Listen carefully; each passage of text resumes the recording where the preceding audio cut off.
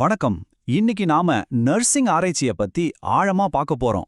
ஒரு சாதாரண நோயாளி சொல்ற ஒரு விஷயத்துல இருந்து ஒரு பெரிய மருத்துவ கண்டுபிடிப்பு வரைக்கும் எப்படி பயணம் நடக்குதுன்னு பார்க்கலாம் வாங்க. சரி, ரொம்ப யோசிக்காம நேரா விஷயத்துக்கு வருவோம். ஒரு நோயாளியோட தனிப்பட்ட அனுபவம், அவங்க சொல்ற ஒரு கதை, அதை எப்படி ஒரு பெரிய மருத்துவ கண்டுபிடிப்பாவே மாத்த முடியுது? இதுதான் நம்ம இன்னைக்கு கேட்க போற முக்கியமான கேள்வி. இந்த கேள்விக்கு பதில் கண்டுபிடிக்க நாம ஒரு 5 ஸ்டெப் பயணத்துக்கு போக போறோம். முதல்ல சிறந்த கவனிப்புனா என்னன்னு பார்ப்போம். அப்புறம் எண்களுக்கும் நிஜ அனுபவங்களுக்கும் என்ன வித்தியாசம்னு தெரிஞ்சுக்கலாம். மூணாவதா டேட்டாவுக்கு பின்னாடி இருக்கிற கதையை தோண்டி பார்ப்போம். நாலாவதா சர்வேயோட சக்தியை புரிஞ்சுக்க போறோம். கடைசியா இந்த ஆராய்ச்சியிலிருந்து நிஜ வாழ்க்கைக்கு எப்படி விஷயங்கள் வருதுன்னு பார்க்க போறோம். வாங்க முதல் பகுதிக்குள்ள போலாம். சிறந்த கவனிப்புக்கான ஒரு தேடல். இங்க நர்சிங் ஆராய்ச்சின்னா முதல்ல என்னன்னு ஒரு தெளிவான வரையறைய பார்க்கலாம். அப்போ நர்சிங் ஆராய்ச்சினா என்ன? சிம்பிளா சொல்லணும்னா இது ஒரு சிஸ்டமேட்டிக், அதாவது ஒரு முறையான நடுநிலையான ஆய்வு. இதோட நோக்கம் என்னன்னா புது அறிவை உருவாக்குறது, நம்ம கிட்ட இருக்கிற புரிதலை சரிபார்க்கறது, இல்லனா நர்சிங்ல இருக்கிற சில குறிப்பிட்ட பிரச்சனைகளை தீர்க்கிறது தான். இன்னும் சுருக்கமா சொல்லப்போனா நோயாளிங்களை நம்ம கவனிச்சுக்கிற முறைய இன்னும் எப்படி பெட்டர் ஆக்கலான்னு தேடுறது தான் இந்த ஆராய்ச்சி. ஓகே, அடுத்த பகுதிக்கு போலாமாங்க. எண்கள் வர்சஸ் நிஜ அனுபவம். ஆராய்ச்சியோட 2 உலகங்கள். இங்கதான் விஷயம் ரொம்பவே சுவாரஸ்யமா மாறப்போகுது. ஏன்னா ஆராய்ச்சி பண்றதுல இருக்கிற 2 முக்கியமான அணுகுமுறைகளை பத்தி நாம இப்ப பார்க்க போறோம். இந்த ஸ்லைட பாருங்க. இங்க ரொம்ப சுவாரஸ்யமான ஒரு விஷயம் இருக்கு. நம்ம கிட்ட 2 உலகங்கள் இருக்கு. ஒன்னு அளவுசார் ஆராய்ச்சி, அதாவது குவான்டிடேட்டிவ். இது முழுக்க முழுக்க எண்கள், ஸ்டாட்டிஸ்டிக்ஸ பத்தினது. எத்தனை பேர் இல்ல எவ்வளவு அப்படின்னு கேள்வி கேட்கும். இது ஒரு பெரிய டெலஸ்கோப் மாதிரி ஒரு பிரச்சனையோட ஒட்டுமொத்த பெரிய படத்தை காட்டும்.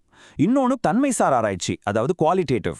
இது வார்த்தைகள், படங்கள், நம்ம பார்க்குற விஷயங்கள் மாதிரி எண்கள் இல்லாத டேட்டாவை கவனிக்கும். ஏன் இப்படி நடக்குது இல்ல எப்படி இது நடக்குதுன்னு கேட்கும். இது ஒரு மைக்ரோஸ்கோப் மாதிரி ஒரு விஷயத்தோட ஆழமான நுண்ணிய விவரங்களை பார்க்க உதவும். இப்ப வாங்க நம்மளோட மைக்ரோஸ்கோப்பை எடுத்துட்டு 3வது பகுதிக்குள்ள போலாம். தரவுகளுக்கு பின்னாடி இருக்கிற கதை. இங்க நாம தன்மைசார் ஆராய்ச்சியை இன்னும் கொஞ்சம் ஆழமா பார்க்க போறோம். மனுஷங்களோட அனுபவங்களை நாம எப்படி படிக்கிறோம்னு ஆராய போறோம். தன்மைசார் ஆராய்ச்சி இது வெறும் எண்களை தாண்டி மக்களோட உண்மையான அனுபவங்களை புரிஞ்சுக்கிறதுக்கான ஒரு வழி. மக்கள் ஏன் அப்படி நம்புறாங்க, அவங்க கலாச்சாரம் என்ன, அவங்க ஏன் ஒரு மாதிரி நடந்துக்கிறாங்கன்னு அவங்க இருக்கிற இடத்துக்கே போய் ஆராயறது தான் இது. ஒரு விஷயத்த அது சம்பந்தப்பட்ட ஆட்களோட பார்வையிலிருந்து ரொம்ப ஆழமா புரிஞ்சுக்கிறது தான் இதோட இலக்கு. இது கணக்கு பத்தினது இல்ல, இது கதைகள் பத்தினது. உதாரணத்துக்கு ஒரு ஆய்வுல ஒரு அம்மா சொன்ன இந்த வார்த்தைகளையே கேளுங்களேன். ராத்திரி என் குழந்தைக்கு ரொம்ப காய்ச்சல். ஆனா அங்க இருந்தவங்க இது ஒன்றும் பெரிய விஷயம் இல்ல, காலையில பாத்துக்கலாம்னு சொல்லிட்டாங்க. எனக்கு ரொம்ப கவலையா போயிடுச்சு. பாத்தீங்களா, இந்த மாதிரி சக்தி வாய்ந்த நேரடியான அனுபவங்கள் தான் தன்மைசார் ஆராய்ச்சியாளர்கள் வேலை செய்யற மூலதனம். சரி, இந்த மாதிரி கதைகளை எப்படி ரிசர்ச் முடிவுகளை மாத்துறாங்க? இதுக்கு ஒரு தெளிவான வழிமுறை இருக்கு. முதல்ல ஆழமான இன்டர்வியூஸ் மூலமா இந்த மாதிரி கதைகள் எல்லாம் சேகரிப்பாங்க. ரெண்டாவது, அந்த உரையாடல்களை திரும்ப திரும்ப படிச்சு ஆரம்ப அறிகுறிகள் இல்லனா உதவி தேடுறதுன்னு சின்ன சின்ன குறிப்புகள், அதாவது கோட்ஸ் உருவாக்குவாங்க.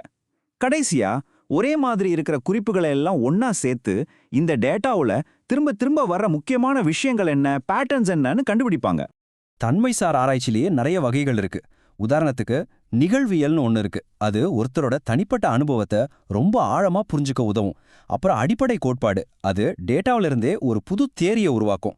இனவரைவியல்னா ஒரு குறிப்பிட்ட கலாச்சார குழுவை பத்தி படிக்கிறது. இப்படி ஒவ்வொரு வகை ஆராய்ச்சியும் மனித அனுபவத்தோட ஒவ்வொரு பக்கத்தை நமக்கு புரிய வைக்கும். சரி, நம்மளோட மைக்ரோஸ்கோப்பை இப்போதைக்கு ஓரமா வச்சுட்டு மறுபடியும் டெலஸ்கோப் உலகத்துக்கு வருவோம். பகுதி 4, ஆய்வின் சக்தி.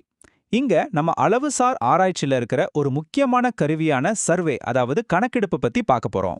நர்சிங் துறையில பரிசோதனை இல்லாத அளவுசார் ஆராய்ச்சி முறைகள்ல இந்த சர்வே முறை தான் ரொம்ப பரவலா பயன்படுத்தப்படுது. ஏன்னா இதை வச்சு ஒரே நேரத்துல நிறைய மக்கள் கிட்ட இருந்து தகவல்களை திரட்ட முடியும். அப்போ இந்த சர்வேகள் ஏன் இவ்வளோ முக்கியம்? ஏன்னா இதை வச்சு ஒரு நாட்டுல மக்களோட ஆரோக்கியம் எப்படி இருக்கு, அவங்க பழக்க வழக்கங்கள் என்னன்னு மதிப்பிடலாம். அரசாங்கம் கொண்டு வர சுகாதார கொள்கைகளுக்கு முக்கியமான தகவல்களை கொடுக்கலாம். நாம ஒரு விஷயத்தை பத்தி நினைக்கிறத டெஸ்ட் பண்ணி பார்க்கலாம். முக்கியமா ரொம்ப கம்மி செலவுல ரொம்ப திறமையா நிறைய டேட்டாவை சேகரிக்க இது ஒரு சூப்பரான வழி. இந்த படத்தை பாருங்க, இது ரொம்ப அழகா விளக்குது. ஒரு சர்வேலேருந்து கிடைச்ச டேட்டாவை வச்சு எப்படி விஷயங்களை புரிஞ்சிக்கலான்னு இது காட்டுது. உதாரணத்துக்கு, ஒருத்தர் ஆஸ்பத்திரியிலேருந்து எவ்வளோ தூரத்துல இருக்காருங்கிறதுக்கும் அவருக்கு சிகிச்சை ஆரம்பிக்க எவ்வளோ நாள் ஆகுதுங்கிறதுக்கும் தொடர்பு இருக்கான்னு இந்த மாதிரி ஒரு படத்தை வச்சு கண்டுபிடிச்சிடலாம். சர்வேக்கள்ல 2 முக்கிய வகை இருக்கு. ஒன்னு குறுக்கு வெட்டு ஆய்வுகள். இது ஒரு குறிப்பிட்ட நேரத்துல ஒரு போட்டோ எடுக்கிற மாதிரி. இன்னைக்கு நர்ஸ்களோட மன அழுத்தல் எப்படி இருக்குன்னு தெரிஞ்சுக்கிறது. இதுக்கு ஒரு நல்ல உதாரணம். இன்னொன்னு நீளமான ஆய்வுகள். இது ஒரே குரூப் ஆஃப் ஆட்களை பல வருஷங்களுக்கு தொடர்ந்து ஃபாலோ பண்ணும்.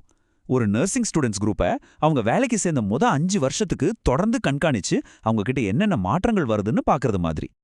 கடைசியா வாங்க 5வது பகுதிக்கு போலாம், ஆராய்ச்சியிலிருந்து யதார்த்தத்திற்கு. இப்போ நாம பார்த்த இந்த 2 ஆராய்ச்சி முறைகளும் நம்ம நிஜ வாழ்க்கையில எப்படி ஒரு தாக்கத்தை ஏற்படுத்துது, இதெல்லாம் தெரிஞ்சுக்கிறது ஏன் அவ்வளோ முக்கியம்? இங்க நாம புரிஞ்சிக்க வேண்டிய முக்கியமான விஷயம் என்னன்னா, இந்த ஆராய்ச்சி முடிவுகள்லாம் வெறும் பேப்பர்ல மட்டும் தங்கிடுறதில்ல. அரசாங்கம் பணத்தை எங்க செலவு பண்ணணும்னு வழிகாட்டுது, ஆதாரத்தோட கொள்கைகளை உருவாக்க உதவுது, அப்புறம் மக்கள் மத்தியில இருக்கிற சுகாதார ஏற்றத்தாழ்வுகளை அடையாளம் காட்டுது. பல நேரங்கள்ல இந்த 2 ஆராய்ச்சியும் ஒன்னா சேர்ந்து தான் வேலை செய்யும். ஒருத்தரோட கதையை கேட்டு ஒரு பிரச்சனையோட ஆழமான காரணத்தை கண்டுபிடிச்சு அதுக்கப்புறம் ஒரு பெரிய சர்வே நடத்தி அந்த பிரச்சனை எவ்வளோ பெரியதுன்னு தெரிஞ்சுக்கிறது மாதிரி. கடைசியில இது எல்லாமே நர்சிங் தொழிலை அடுத்த கட்டத்துக்கு எடுத்துட்டு போய் நோயாளிகளுக்கான கவனிப்பை இன்னும் சிறப்பாக்குது. சரி, இந்த ஒரு முக்கியமான கேள்வியோட இந்த விளக்கத்தை முடிச்சுக்கலாம். நம்மளோட சுகாதார அனுபவத்துல நாம அடுத்ததா புரிஞ்சுக்க வேண்டிய முக்கியமான விஷயம் என்ன? ஏன்னா அறிவை தேடுற இந்த பயணம், குறிப்பா மருத்துவத்துறையில இதுக்கு முடிவே கிடையாது. அது தொடர்ந்துட்டே இருக்கும்.